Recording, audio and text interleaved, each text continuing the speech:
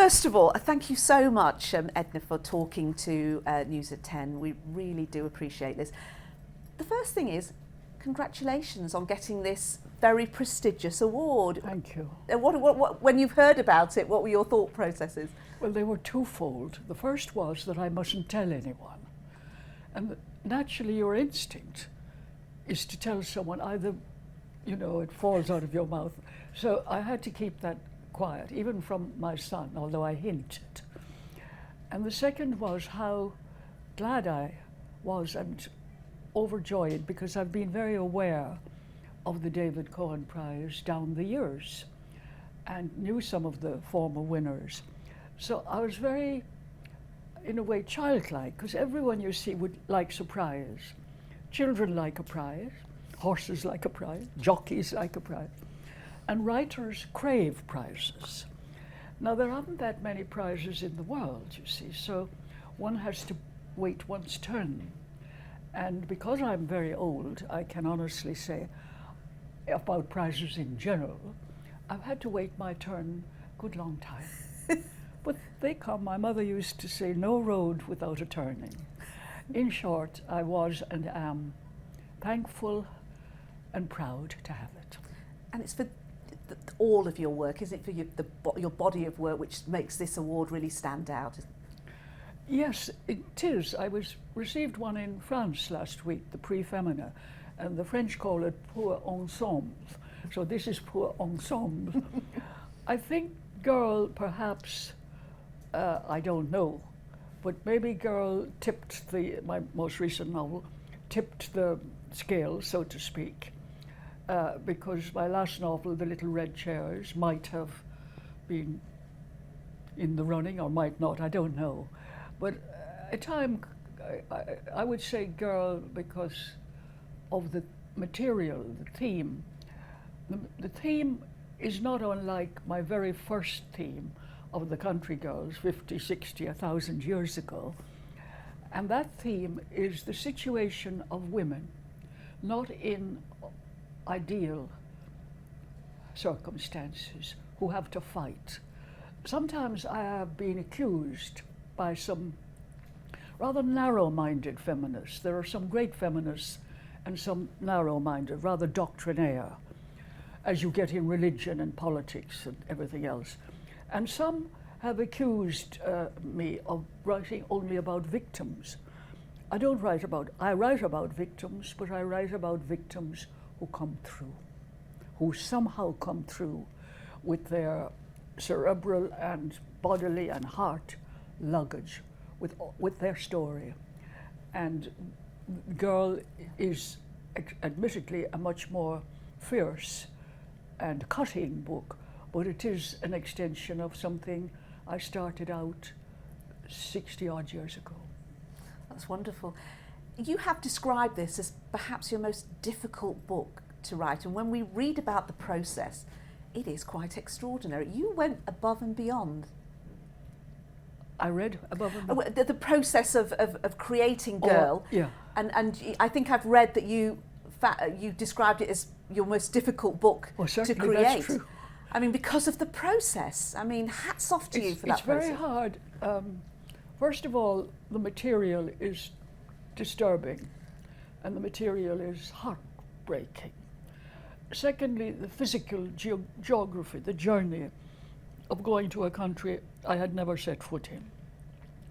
So what I had to do, not that I verbalized all this to myself, was I had to throw away all my existing, shall I call them props, Ireland, lyricism, love, and language as I had previously used it. They all had to go by the wayside. This had to be more raw and spare, the way some of, well, I wish I could be as good, but my masters would have been the Greek dramas. The Greek dramas, they're very spare, they cut to the bone. This had to be that. Now, this is the theory before I set out, and it's a very admirable theory, but then there's reality. You set out on a long journey to an unknown country, and when I landed in the city of Abuja, with millions of people, millions. I had never seen so many people, and children, and luggage, and chaos. I thought, I've come here to write a book. I should go home. Because at that moment, I did despair. And I also, as you would, or any person would, hoping to write a book, having read a newspaper article about an escaped Chibok girl. And I'd like, in parenthesis, to say there are more than Chibok girls hostage to Boko Haram, more than hostage slaves to Boko Haram. There are hundreds of other girls as well. A few have escaped. A few have been bartered for Boko Haram soldiers, an exchange between the prisoners on both sides. But many are there and will be there, it would seem, forever. So, arriving in Abuja, I jump, but I'll go back. I thought my most urgent and, I suppose, frightening thought was, how will I meet anyone who will tell me anything of their story? And in situations like that, one has to, it's a bit like sleepwalking, except you have to be wide awake. I met a person with a very lucky name. She was an NGO, and she worked as well, or maybe she had worked for UNICEF. She was from an organization, definitely. And she had the marvelous name of Kim Toogood. And I'm quite superstitious. So I thought, Kim Toogood. And she said to me, it's going to be very hard. But she said, I, for one, and other people are very glad that you've come to do it. Because there had been suggestions and sort of innuendo, if not to say hence, of what right I had as an Irish woman, perhaps an elderly Irish woman, to encroach on that story and foreign territory. Now, I went with my whole heart and incentive. I didn't go because I'm an Irish woman. I went because I wanted to write something of that story. Many other people will write it. A girl herself, an embryonic poet, in that situation will write it. But they all need to exist. They are all evidence to the same carnage and the same war, because these women are parts of a war, even though they're not out with the machine gun.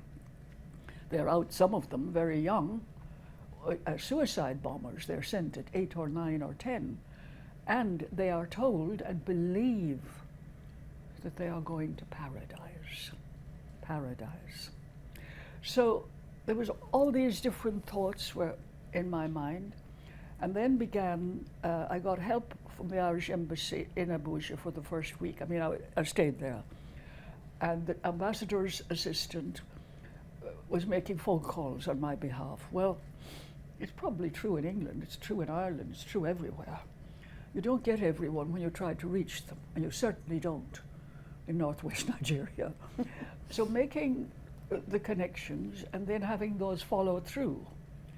And then the phone system, everything is, a bit dodgy. I began by going to the office of a rather influential woman who brought the hashtag, who invented the hashtag Bring Back Our Girls, Dr. Obi. Dr. Obi is a very busy woman. Dr. Obi is in many things. Dr. Obi, however, received me, but she didn't have much time for me. But she was the link or conduit to some of the girls that I would then meet. Not that day, but a week later and so on. How does one emotionally cope with meeting girls who've been through that? Well, that's a very, very good question, and I think my immediate answer would be I didn't think about it as much as I feared a bit or fretted a bit for them. They were very shy, they were scrupulously clean, and they all, there was only 4 or 5 of them, but I met others else anyhow, and they all had babies. There were mothers and babies, and no men in sight, except an elder who would come with them. And my thought, excuse me, My thought was for them and for what they have been through, and somehow they're manifested serenity. They weren't hysterical, they were not crying, but they had a gravity. They had, in short, the whole history of their lives in their minds and, more importantly, in their bodies. So it was a delicate situation and a matter of translation as well, because few spoke a little English, but mostly they spoke Hausa. And the translator was, it's difficult in French or any language. And now and then, at first they would say things like, I cried a lot, or I bled a lot, or I was very sad. And then I said to one, I'm going to ask you all the same question, and you must keep your answer till I get to you. Tell me one of your dreams.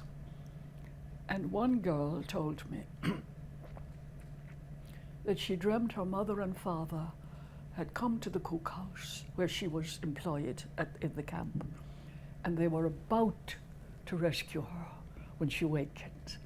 Now this is where writing, and I'm not praising myself because God knows there are far greater writers than me, but in fiction then I converted that to a dream the girl has on the floor of the cookhouse. She's exhausted, and she dreams of a happy moment in her life in which she won a prize for her essay on trees. And she recalls it and repeats it in the dream, and her mother is weeping but with bliss. And then her father comes into this, it's a classroom where the dream is set, and the brown of his brown, deep, limpid brown eyes is bloody, because he has come to kill her captors, and she wakens up.